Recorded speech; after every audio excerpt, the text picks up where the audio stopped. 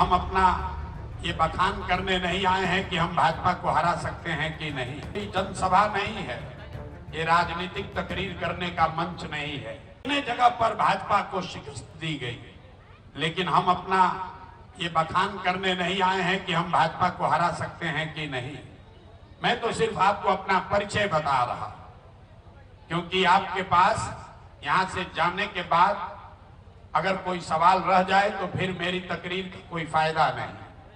तो हमारे लिए ये कोई जनसभा नहीं है, ये राजनीतिक तकरीर करने का मंच नहीं है। हमारे लिए ये एक मशवरे की मजलिस है, आपसे मशवरा करने आए हैं और मुसलमानों को मशवरे की बहुत जरूरत है।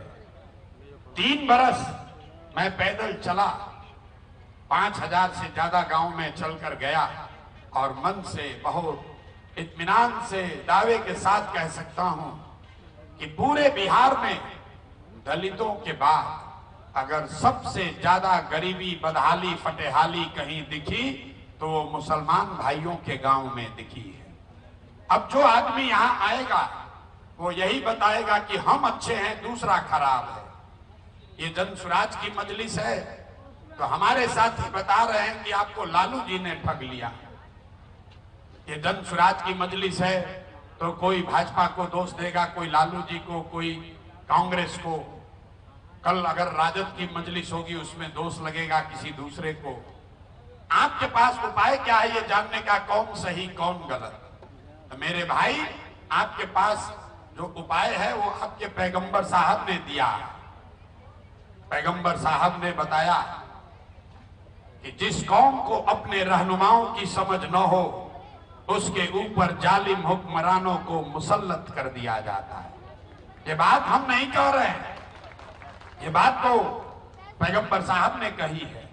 तो अगर आज का हुक्मरान जालिम है, अगर आज का हुक्मरान जालिम है, तो इसका मतलब है कि कहीं न कहीं आपसे अपने रहनुमाओं को चुनने में गलती हुई है।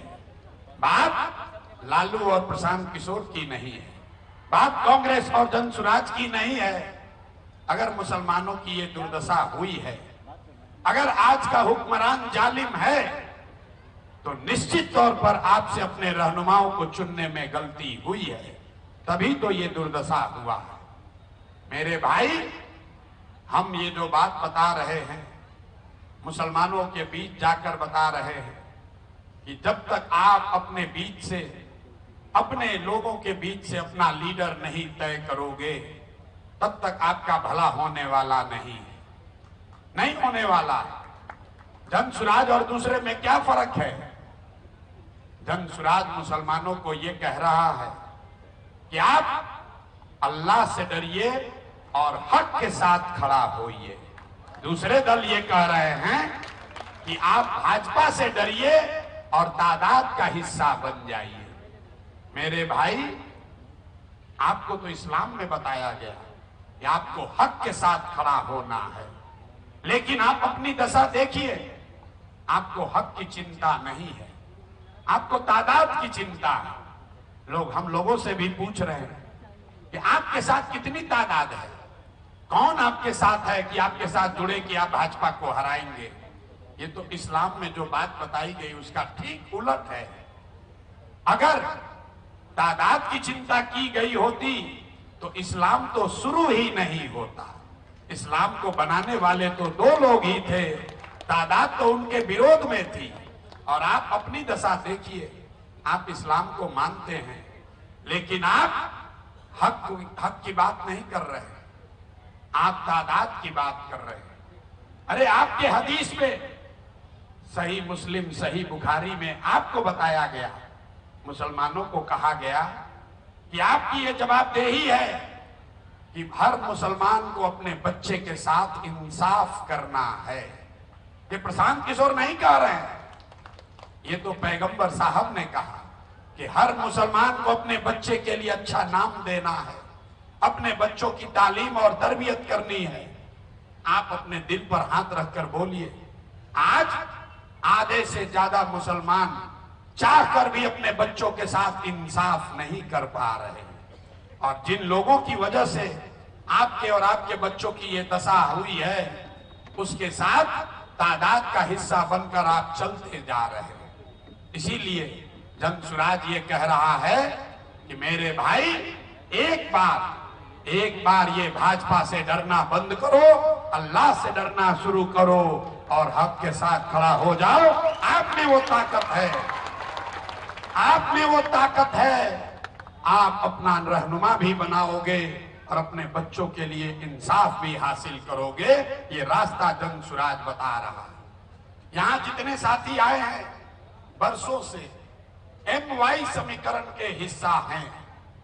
लोग कहता है कि इसी समीकरण से जीतेंगे।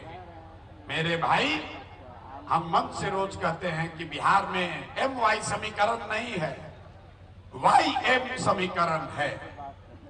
जहां पर Y समाज के लोग खड़े हैं उनके साथ आप ईमानदारी से वोट देते हैं, लेकिन जहां मुसलमान समाज का कोई खड़ा हुआ तो आधे से ज्यादा Y समाज के लोग भाजपा को वोट दे देते हैं।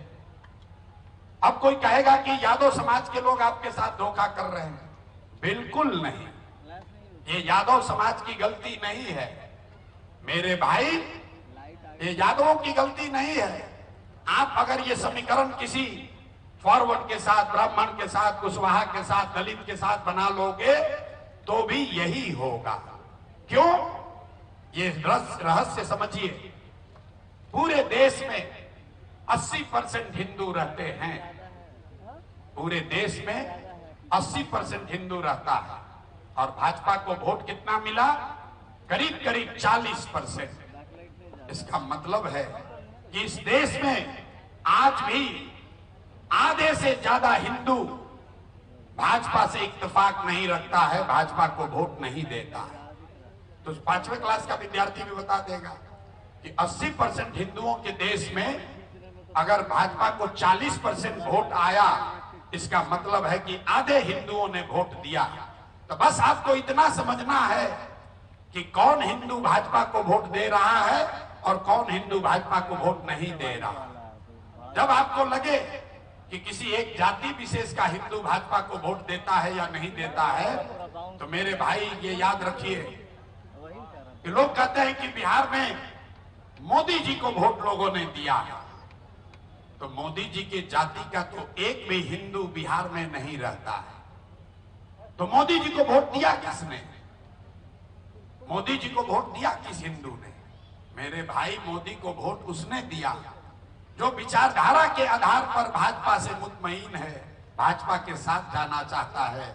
उसमें ब्राह्मण भी है, उसमें यादव भी है, उसमें कुशवाहा भी है, उसमें वैश्य भी है।